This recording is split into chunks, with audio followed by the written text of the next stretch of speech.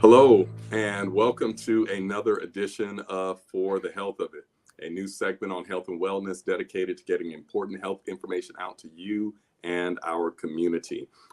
We have a very important topic. I'm your host today, Pastor Trevor Kinlock. We have an important topic today that we want to share with you that is very serious. It is Black mothers and mortality rates, the mortality rates of Black women, of Black mothers. We have our resident healthcare professional with us, Dr. Laverne Bruce. Dr. Bruce, it's good to have you again to talk about this very serious and very important topic. Thank you so much for having me. It's always a pleasure. All right. So let's get right into it. Dr. Bruce, why is there a crisis in the Black community with maternal deaths? Well, maternal morbidity or maternal deaths constitutes a very, very serious issue. To get to the heart of it, let's begin with a story. About 4 years ago, two very prominent Black women in our culture discussed their own personal crises during their pregnancies. Serena Williams, the tennis superstar, described that she had blood clots in her legs, which went to her lungs. Now, as we know, pregnant women do tend to have what we call hypercoagulable blood, in that their blood has a higher tendency to clot. And then also pregnant women tend to be less active. All of these factors lead to this increased coagulability. She described having to push her healthcare team very, very hard in order for even to do the significant testing, a CT scan, which actually diagnosed that she had this problem and potentially saved her life.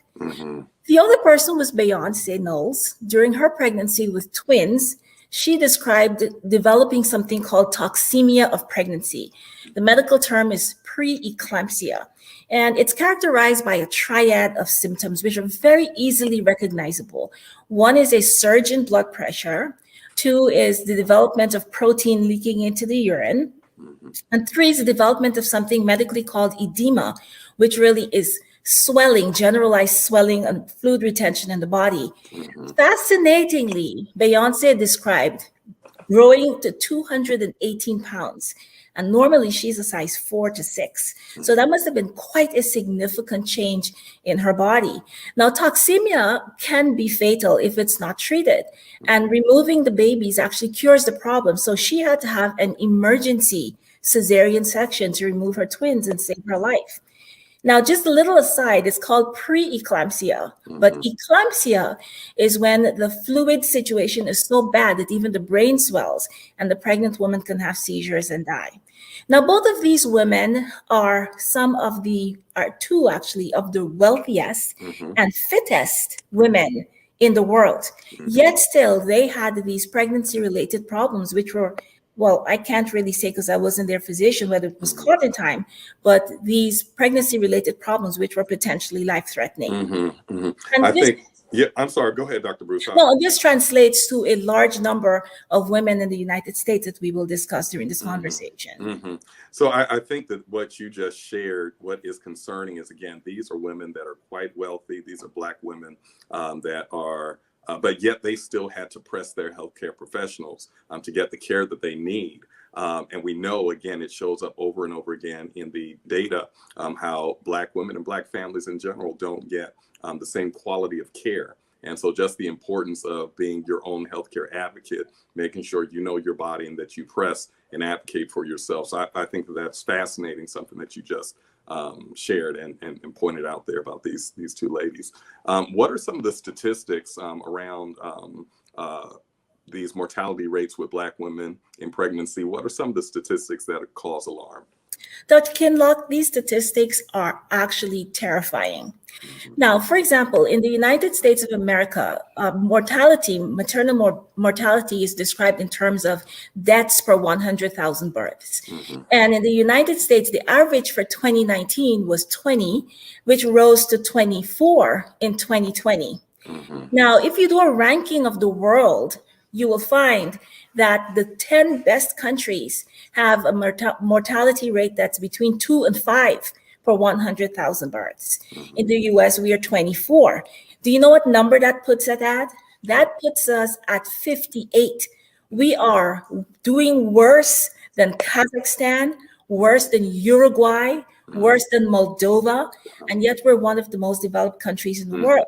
Mhm. When you look locally, that number is even more terrifying Mhm. because Black women have a mortality rate that's about 3 times the rate of white women. So if you pull just the Black female group out of that group of 20 per 100 deaths, Mhm. your number actually goes up to about 45. Mhm. And if you look at the District of Columbia itself, where Black women make up about 50% of the population, you'll find that Black women in the District of Columbia make up 50% of the births, but 90% of the deaths. Wow. And those are terrifying Those numbers. are alarming. Those are alarming numbers to hear. And I would imagine that these statistics are kind of repeated in our cities, our communities all around the country. So this is not just like a localized issue. This is of concern for the entire country. I would say yes. Hmm. Well, what are some of the factors, just in your professional opinion, what are some of the factors that are feeding into this problem? Well, obviously, this is going to be very, very multifactorial because it is such a serious and such an important problem. So, and it constitutes a constellation of not only medical, but social problems as well. Hmm. So, of course, one cannot ignore the impact of poverty. If you are homeless, you're not going to get prenatal care. So, one of the biggest problems is the absence of early prenatal care, which tends to be more common among poor people. Lack of access to prenatal care. For example, here in the District of Columbia, where I live, the southeastern quadrant of our city is very lacking in access to prenatal care and in hospitals for delivery. Hmm. So it's a medical as well as a social problem. Hmm. But there's one interesting factor that some scientists have mentioned, and they have found out that even wealthy, educated Black women still have a higher risk, for example, of premature births and of other medical problems which are life-threatening. Hmm. And their theory is that just the stress of being Black in America contributes to that. Mm. Wow. Wow. So, I mean, these are sobering numbers, sobering statistics that are coming out just with regard to this this reality of mortality rates with Black women. All right, so we've heard a lot of the difficult news, the hard, sobering facts. So, what do we do about it, or is there anything that we can do about it? There's always something to be done. Once a problem is recognized, there has to be a solution. Hmm. So, for example, hospitals are talking about better recognition, paying more attention to patients, recognizing that there may be cultural differences in how you understand the patient's complaints of pain or of a problem, enough to pay attention to it, implementing better safety protocols. And then, of course, on the social slash political side, one can push in communities for better access to healthcare, clinics, more clinics that are affordable, more hospitals that are affordable. And then, of course, everyone must have some degree of personal responsibility.